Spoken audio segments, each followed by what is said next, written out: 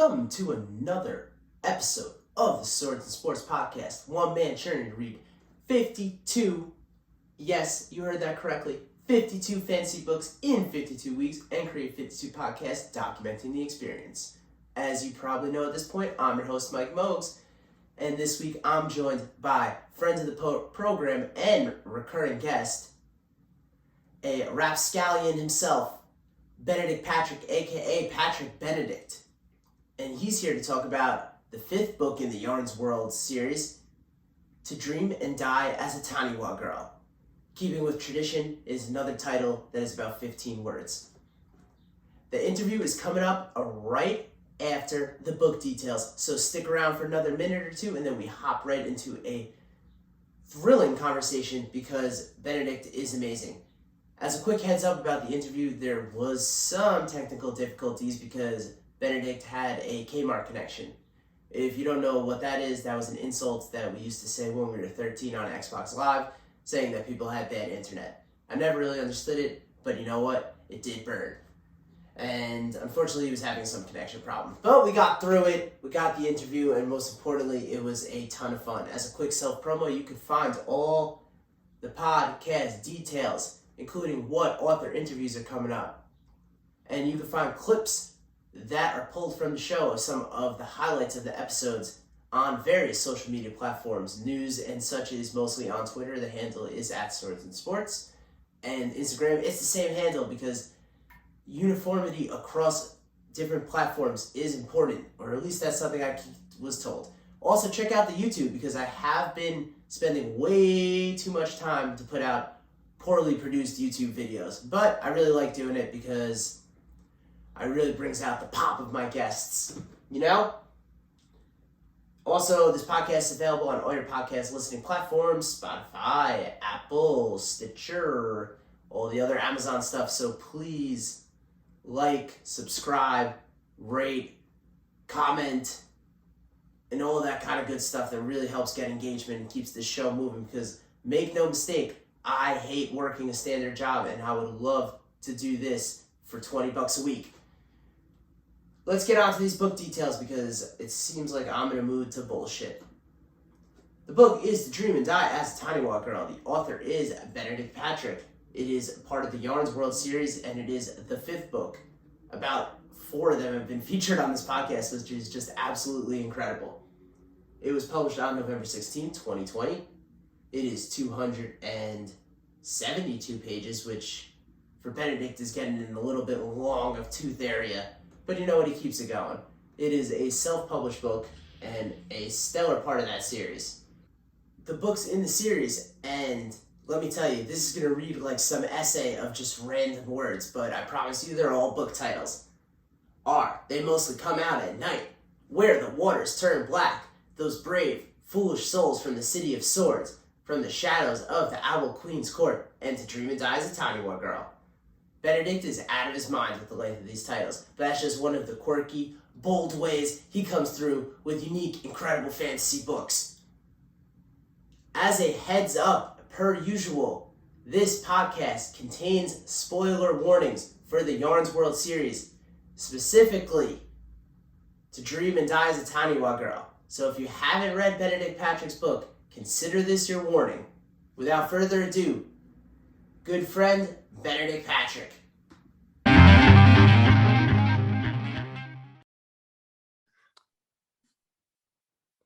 All right, everybody.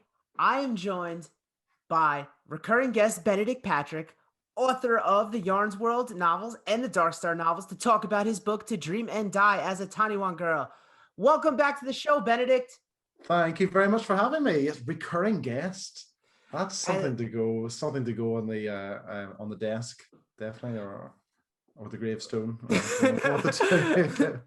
It might be the reason for the gravestone if we keep doing this. Oh, how bad does this get? Okay, thank you very much. I'm very honoured to be asked back on, and I'm really, really chuffed that you read at least one more of my books. So that's always nice. Can you believe that? Throughout the course of this show, your entire Yarnsworld series been featured. that is impressive, really impressive. And thank you so much for doing that. That's great. Well, I'm thank you very for writing intrigued good to books. hear. I really want to know what you think of this one, actually. So I haven't had a lot of chance yet to have some chats with people who've read it. So it's got some moments. Oh, let me tell you, I got some questions. Yeah. Yeah, every You so know, often I get a random direct tweet from a reader, and it doesn't tend to be a very positive. Sort of they're in the middle of reading, and I get the impression that the book is thrown against the wall and the phone is picked up in anger. That's fun. That's one of the most gratifying experiences I've had as a writer, to get the hate mail. So I was looking through all these interviews you did for your book blog tour. And yes. speaking of getting random tweets, kind of one of the highlight reviews was the world building and character development was good, but ruined by literally every character that you liked having the worst possible outcome. Do you have that review framed somewhere? Because that is great. I can't remember that one. I try not to. You highlighted it. Did I highlight it? That's brilliant. This was a review. This was not a review of Taniwha Girl. This was a review of They Mostly Come Out at Night. Yeah. Yes, that book. The reviews for that book are very interesting. Actually, there are a few colorful ones in there. That was fun.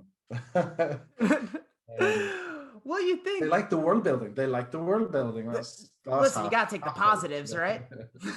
Yeah.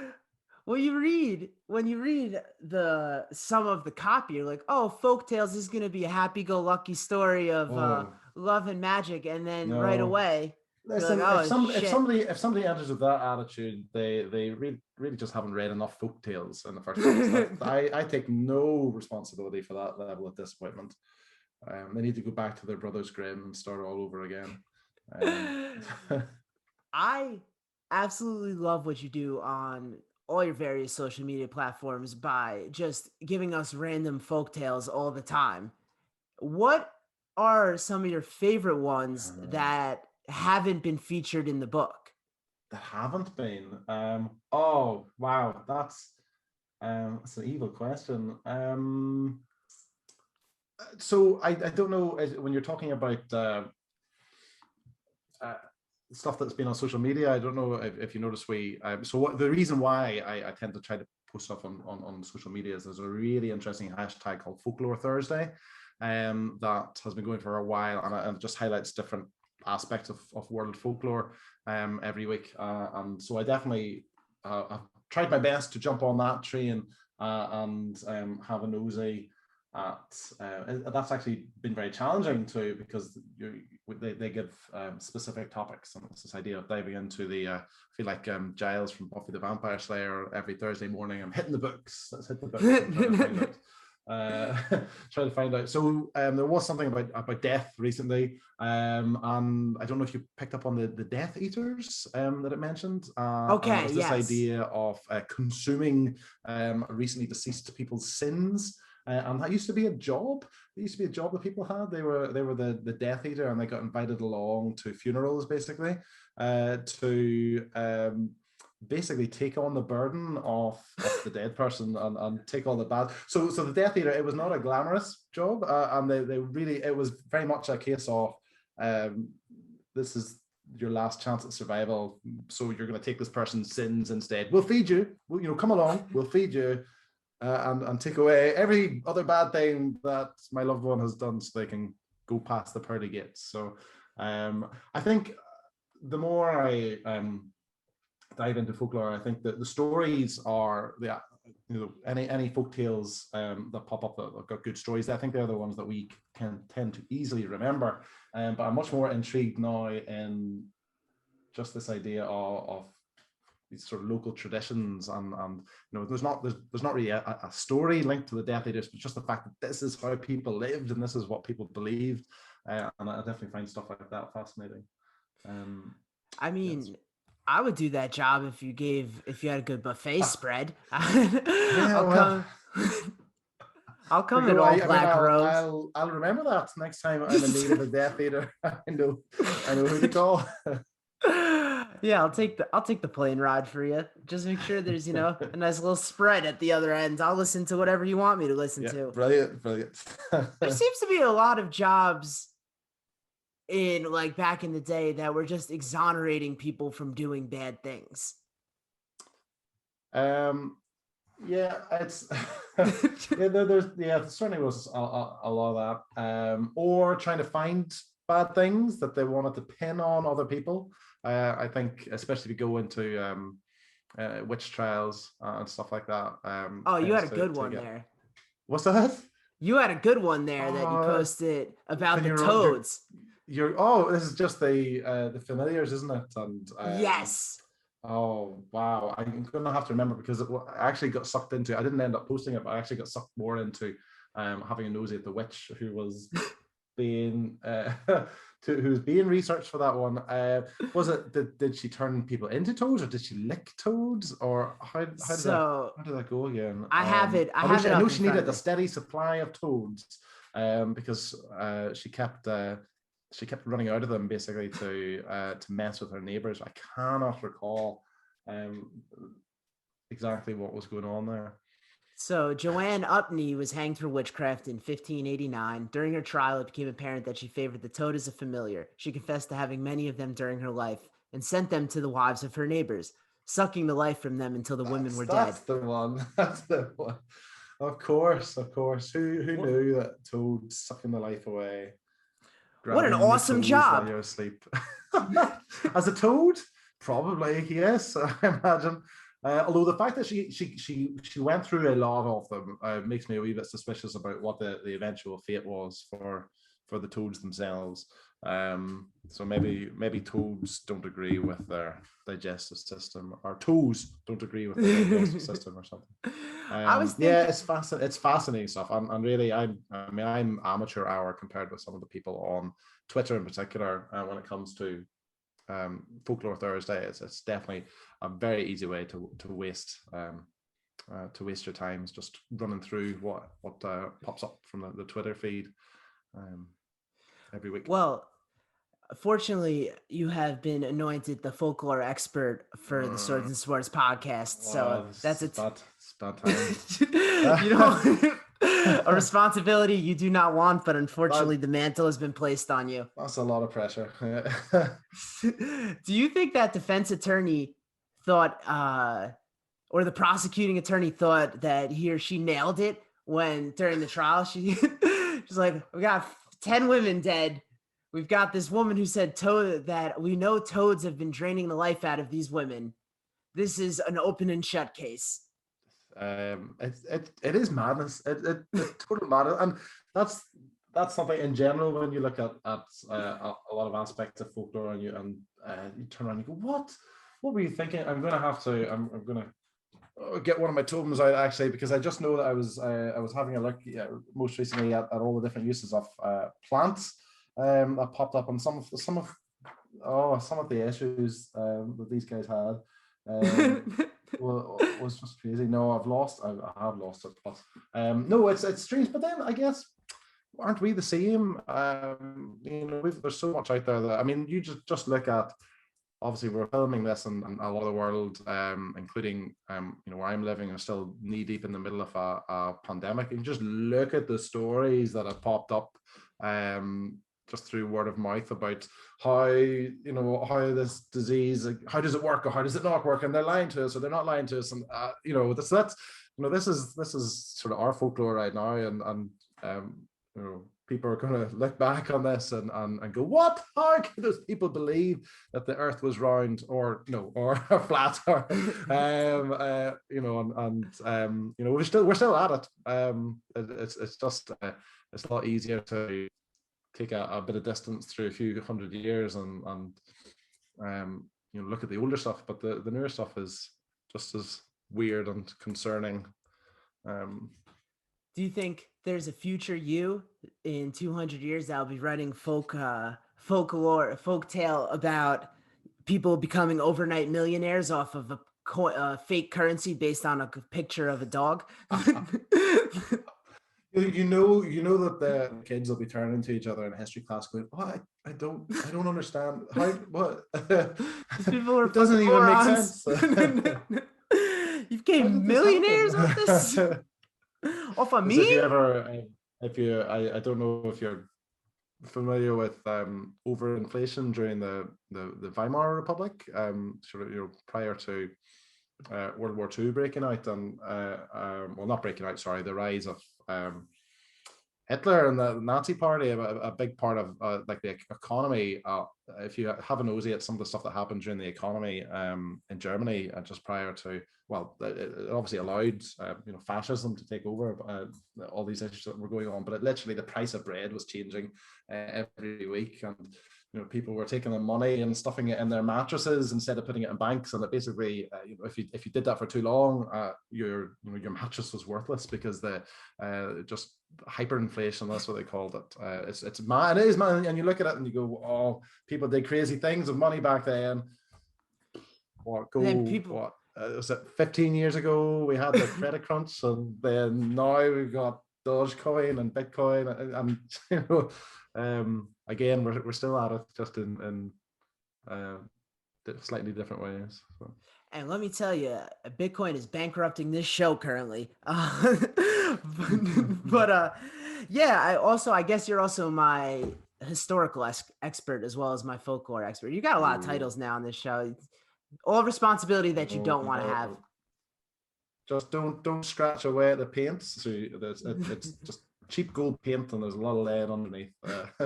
Let me keep that veneer and just pretend, and we'll move on.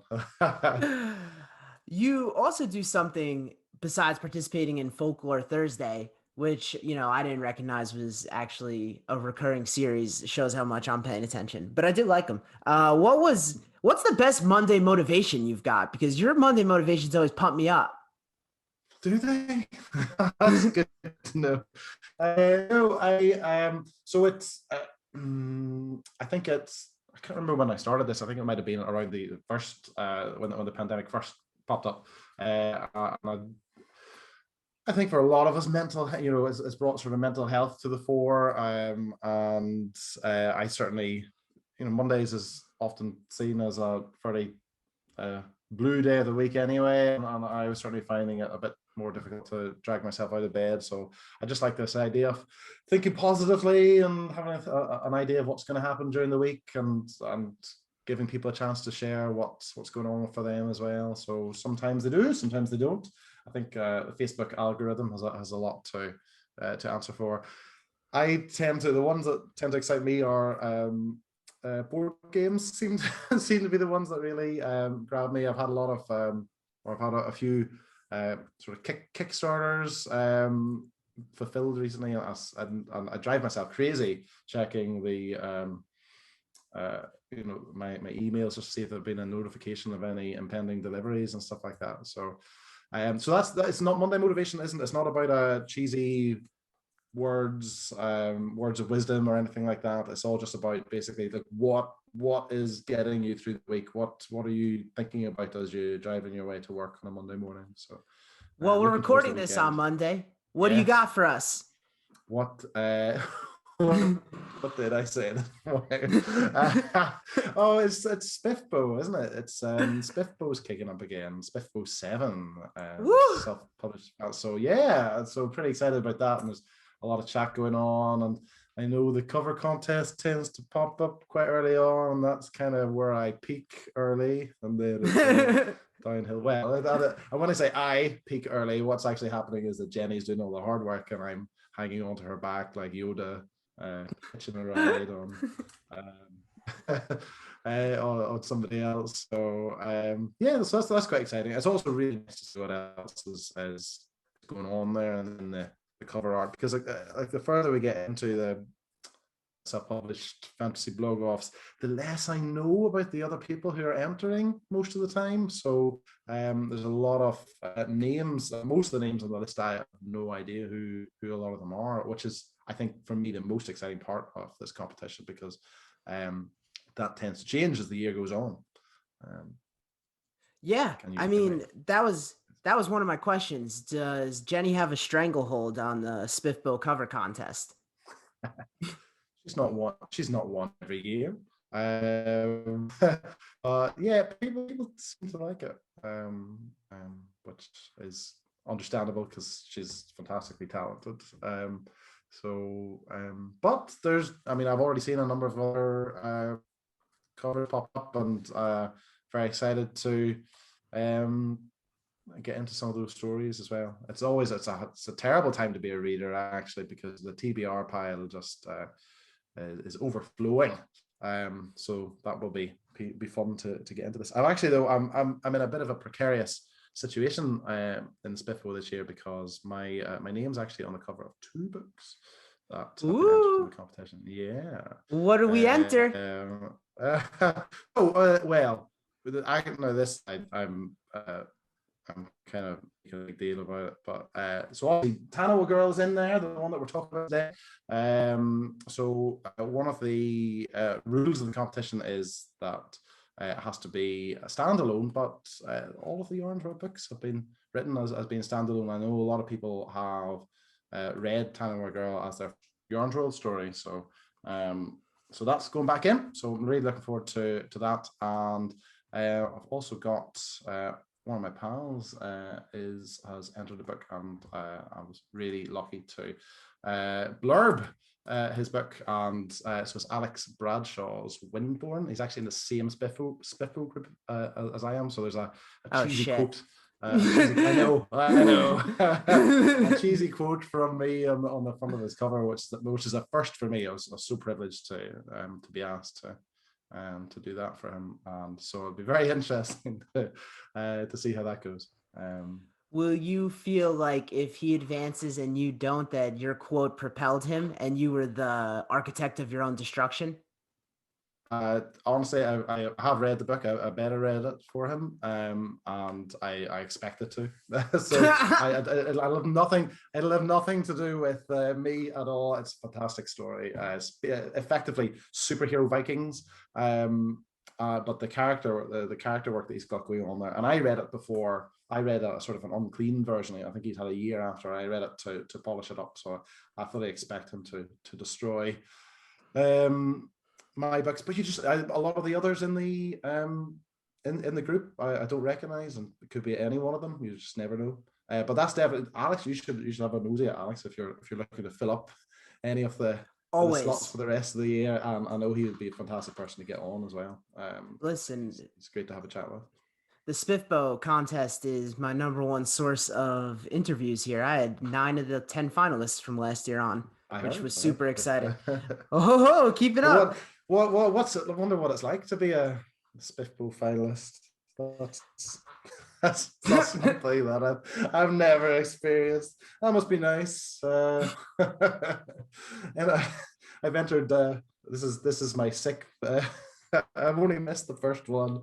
And yeah, never managed to get to that finalist spot. That's fine. I don't mind. For all the listeners and not watching the video, Benedict is smiling sadly. I believe in you. This one is a home run. We'll see. I like it. So I loved it. I think. Sorry. And I loved it. I certainly don't want to interrupt you when you're starting to praise me. That's what I'm here for. Well, Benedict, I wouldn't have featured 5 of your books on here if they sucked. I got a lot of. There's a lot of stuff out there. I'm picking yours for a reason. I appreciate that. That does mean a lot. Thanks. Shit, I gotta look at those groups. There's gonna be a lot of conflicting competitive. My loyalties are gonna be very conflicted coming up on here. Yes, yeah, they will. That's exciting. It's always nice, and there's so much good faith in the competition as well. I mean, people are really so supportive. That was the session of the competition that I entered, and I think that's the only reason. Well, obviously, I got James art, and that just on and I had done on the books, and certainly that coupled with the exposure of the competition, that was a massive deal for me, making any kind of headway into the industry and stuff. So and for anyone who's listening here who's considering entering in the future and stuff, you do not need to be a finalist for SPIFBO to make a difference. And even just the connections I've made since entering, there's a lot of people, especially from that first year that I was in, who I would call some of my closest friends, who first knew them as competitors in the competition. So it's definitely well worth your time taking part if you can. Absolutely. I'm super excited to see where you come out in this because I love the books. You've been putting out weekly YouTube videos, right? Giving updates. Yeah, I dropped off the radar in December for a few reasons, but a lot of that was to do with the sort of the second big lockdown that we've had here in Scotland, and I kind of went through actually a lot of those bridges I have to repair, so I'm trying to make it back in that I want to getting back onto social media, and I kind of wanted to be held accountable.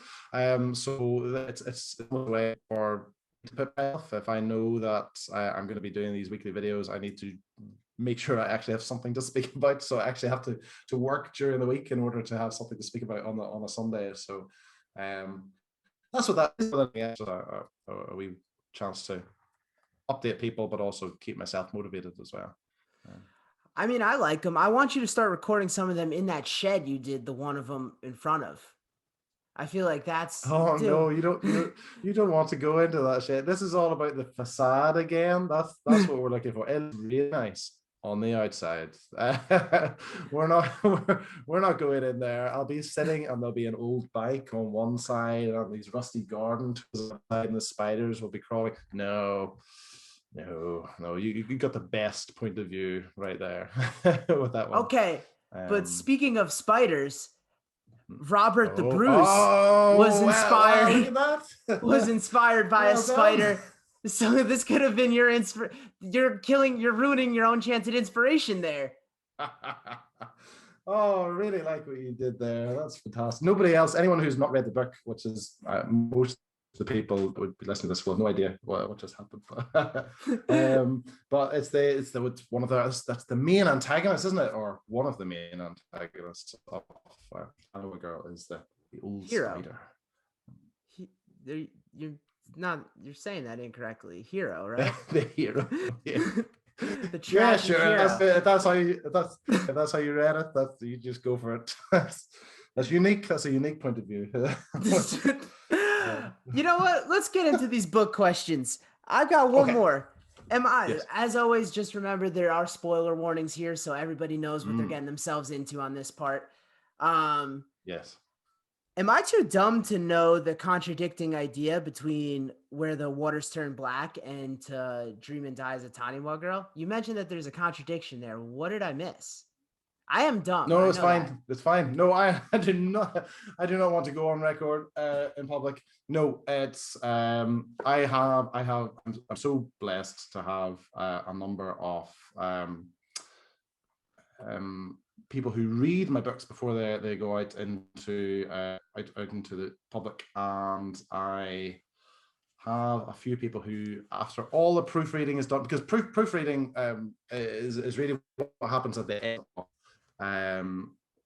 a novel's life cycle. I mean, it's been through. Well, I've looked through it as much as I can. It's been through my copy editor, proofreading. That's when the professionals check all the mistakes. I check all the mistakes, and then as I'm getting the book ready to get out there into the world, I've got a team of people who have proven themselves to catch the tiniest little errors that you could possibly imagine, and I send it out to them just to get them to. It's just a bit of reading, and I heard back from one of them slightly too late to make a final change, and I have now. For those who haven't heard before, the Yarnsworld books, between each of the chapters, I have a number of folk tales, and then the very first folk tale. It's describing a sort of a war that the gods had, the gods of the Crescent Atoll had against the old spider, one of their big enemies. And I'm trying to find in one of the a wee aside. Here we go. Here's a little that happened during the fight. So the gods quickly learned to fear Old Spider when he launched himself atop of Nalawale, god of dogs, stabbing his eyes out and cutting off his ears, cast him to sea to be lost forever, unable to see or hear to find his way back. So it was that dogs disappeared from the atoll, although we retain memory of them through stories of his adventures in the lands beyond. So I've established here in the second book in the series that there are no dogs on the Crescent Atoll. But in book are dogs on the Crescent Atoll. which I did not recall, but one of my eagle-eyed, I don't even know, she's amazing. The fact that she remembered this, she mentioned, but what about that one time in book 1 when they visited that one village, you mentioned the kids were playing with a dog. No, what? When did this happen? But there are dogs, but there are not dogs. So there you go. It's one of the fantastic contradictions of that folk tales bring. Which version is right? Who knows? I actually love it. I love it.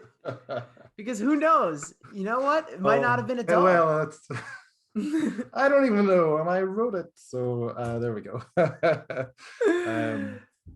Speaking of, there we go. And I was fine. It was absolutely fine until you made me go public with this, and now everyone would realize whoa, who I am. So I just want to go over the timeline of events here. I asked the question. You said you weren't going to answer it, and then you answered it. I like talking about myself. No, it's fine. It's funny. It's fine. It's entirely harmless. Frustrating, but also shows why it's so useful people to be able to point stuff out. But also how useful it would be if I had actually given those people more time. Okay, let's talk about my hero, the old spider. Yes. Now, Kai this is going to get confusing. Now, yes. Kai mentions that the gods are selfish and they're dickheads. So how do we know that the rule under Old Spider wouldn't have been better? We don't. It's entirely a proof of concept. In fairness, his actions don't really suggest he would never die. The fact that he's brought up an army of sort of child assassins by tearing them away from their family and then mentally and physically abusing them until most of them die off. It's not really the kind of qualities that you look for in an overlord. Now, the gods of the Toll aren't great either. I'll grant you that, but yeah, I'm pretty sure Lanani burned someone's eyes and stuff because he beat her in a sled race. So, you're making a very good case here. I'm pretty sure that one's called the Lava Racer, if I'm not correct. You are from where the water's turned black. Yeah. Is the Old Spider wrong for killing the grandmother's entire family and extended family for losing in a weaving competition? Yes. Sounded like you were leaving that question hanging there. Yes, he was wrong. Yes, he was. I see what you mean.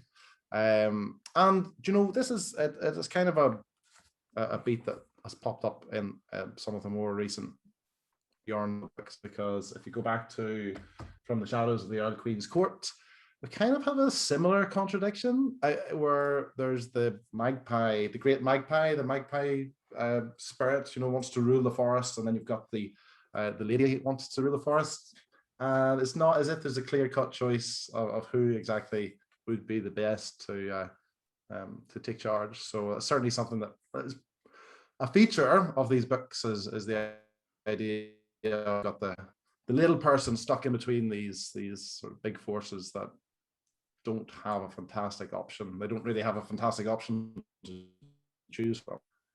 Well, they do. Well, that gets settled by like a Power Rangers transformation where they turn giant and duke it out. That's also a recurring well. That happens a lot too, as has been pointed out to me before, but was never a complaint. People don't complain about getting egg and slapping each other around, so that's going to keep happening, I'm certain, as Because well. it's fucking epic. I agree completely.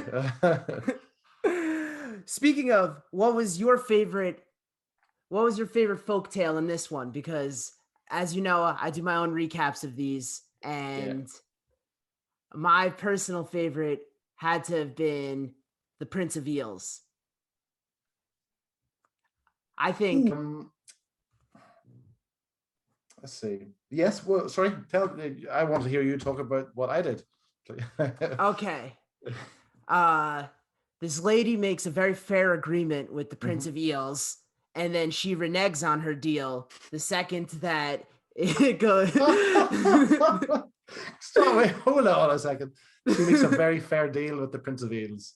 So she is forced into agreeing to marry him if her loved one doesn't come back to her. Is that no? Was it? No, it's the necklace. If you lose this necklace, you have to marry me. Okay. No, okay. I mean, it was a deal. It was a deal. So she reneges on her deal, and then as payment for reneging on the deal, her soon-to-be husband chops off the poor innocent Prince of Eel's head. And then when things go south for them because they broke this agreement with the Prince of Eels, they get a famine, and she decides to drink a black coconut. And then the thwarted hero of this tale gets his revenge and seals the deal with a kiss. Yeah, that's fine. Yeah, okay. I see where you're going with your readings of these stories. I like this. I like the old spider and the grandmother. I've got a spot for that one. Just because of the horrified looks that people tend to give me after they finish reading it. So, well, that's the thing with you. I never know where it's going. I think sometimes they're like happy-ish endings. Someone's always getting screwed over. One time, the Magpie King got some blueberry pie. I thought that was a sweet ending, or whatever the pie was. And other times, actually look. Yes, sorry. A lot of these are like forced marriages where a bunch of people get killed. I'm like, oh, that's not so great. No, that's not. And that certainly has popped up a lot in these stories in particular. Well, I can only apologize. I mean, I was trying to draw on a lot of real world tales and twisting them to make them fit. But yes, it does, unfortunately, seem to be a lot of forced marriages. What are you apologizing for? Those stories are great. Yep. No, I think in this one in particular, because by the time I gotten around to this book 5, obviously playing around in the Yarnsworld, I like being able to use the folk tales to in these to tease a wee bit of the wider world. In Where the Waters Turn Black, because the Crescent Atoll is so remote from anywhere else in the Yarnsworld, there really isn't a lot of opportunity to have any kind of crossover, and there's still not, and I think it wouldn't work. I think it wouldn't work by the Magpie King of the Magpie King's Forest to suddenly appear and say hi to Kaimana, but are a very good place for stuff like that to pop up, and maybe give hints about what might be to come in the future as well. Right. So did Kaimana deserve getting killed? She was kind of trespassing. Yeah, no, what was she even doing there in the first place? Absolutely. I do that to all my trespassers. I'm just saying, in some states in my beautiful country, you could get shot for simply even thinking about trespassing. I'm gonna bite my tongue and not respond to that one. Probably for the best. Yeah, well, no, she didn't. What are you even saying? She no, she was very poor manner. I felt a little bit bad, but in fairness, if that moment wasn't going to happen, I probably wouldn't have written this story in the first place. that was the moment when I realized, oh, I'm going to write another story about these two, aren't I? Because this is going to happen. So I didn't want to. I didn't want to come back. I wasn't sure if I was ever going to write a story about Kaimana and Rako again, because I. Did we talk last time about the Kubo and the two strings, the animated film? I think so. Yes, yeah, and I definitely live by that idea of if you're going to continue telling the story, there has to be a reason for it. This can't just be Kaimana and Rako's adventure part 2, the day they went to the other side of the islands. There has to be an important moment in their lives. And in this case, it happened to be the end of a life. So that's why the story got written.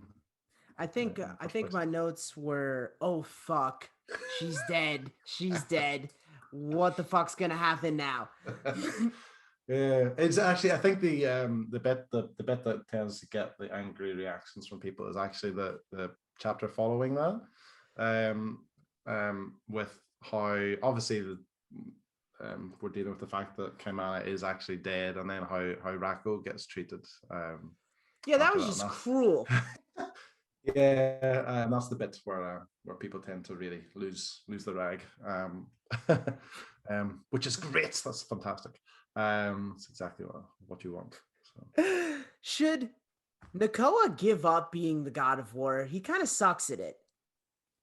He does, yes. Why do we even want a god of war in the first place? I mean, in fairness, though, I think if he wasn't there, the people that turned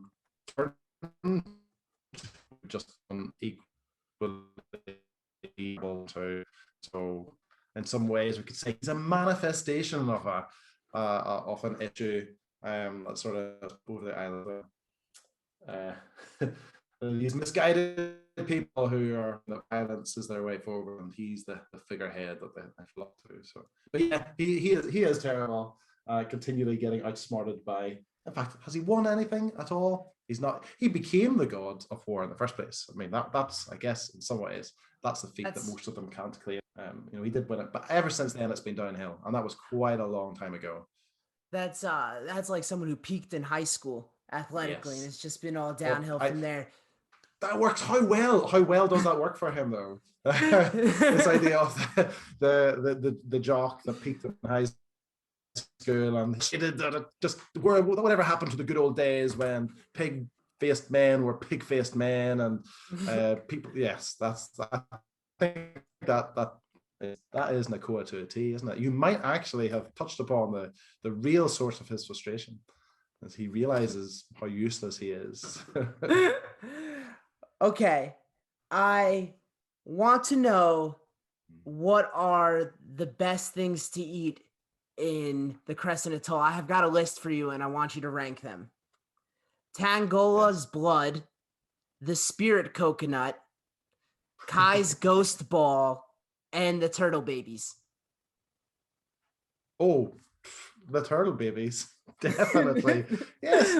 I mean, Kai's ball of light doesn't even have that doesn't get on the list at all. That's like lettuce, right? There's no point in consuming that. Turtles, I think it's the only thing that would have any flavor. Tangola's blood, kind of black pudding, I guess, if we go for that. What was the other one? The spirit coconut from the tale where she sacrificed her body and then it turned into a castaway thing. I'm not a coconut fan.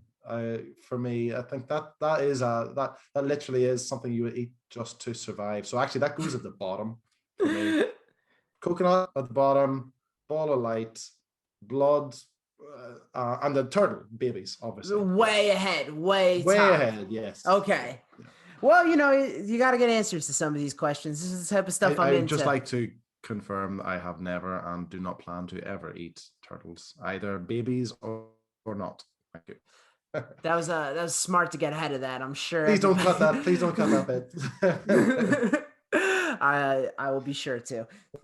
Can I And pitch some? I don't encourage anyone else to do that either. The person who does it in the story is a very bad person.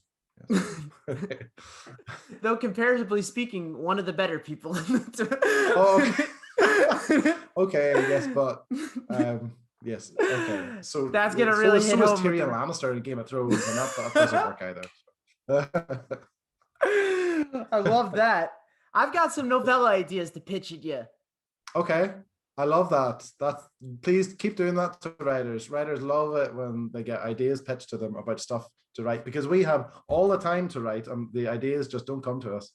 Yeah, this has been by far the most unsuccessful segment I've ever run, and I just keep doing it.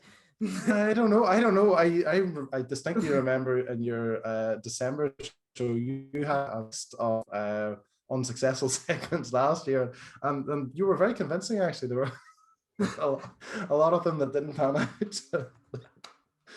Sorry. And that's why my co-host left. No. I knew it. No, I'm looking forward to this. Okay. It's a spin-off of the Real Housewives television series. It's called The Real House Gods of the Crescent Atoll. And we get real into all the I would drama. watch it. We do like more stuff like everybody fighting over seats and who gets to sit closer, throwing water on each other, throwing all these charity events and getting all pissed at each other. I don't see how that's not a winning I'm on board. idea. Great. No, absolutely. That's amazing. Definitely number one. That's it. We're doing it. All right, then maybe I won't even. We'll call this a throwaway idea. Just right. The Bachelor. Just Yam is the Bachelor. Oh no. Remind me, in The Bachelor, does he have to walk away with someone? Does somebody actually have to do that? Or does the Bachelor ever just get to go home alone? Well, it depends on how well you're doing on Instagram, I think, is really if you guys stay together or not. But instead of giving a rose, he just gives a yam to everybody as they progress through the thing. First, that is considerably more useful than a rose. I mean, what can you do with the rose? Yeah, you have to look after it. That's it. It's just responsibility. Yeah, it's lovely. It's great. Okay, I mean, as usual, I'm batting 100. All right, let's do some throwaway questions on here real quick. Will an onion really give me my hair back? Yes, it worked Great for me. Okay, on that note, don't need to buy an onion. And just casually gonna ask about this, Yes. Dunespell trilogy. Just I I've heard rumors, I've heard whispers. Yes. Have you heard? I can write it down. This could be.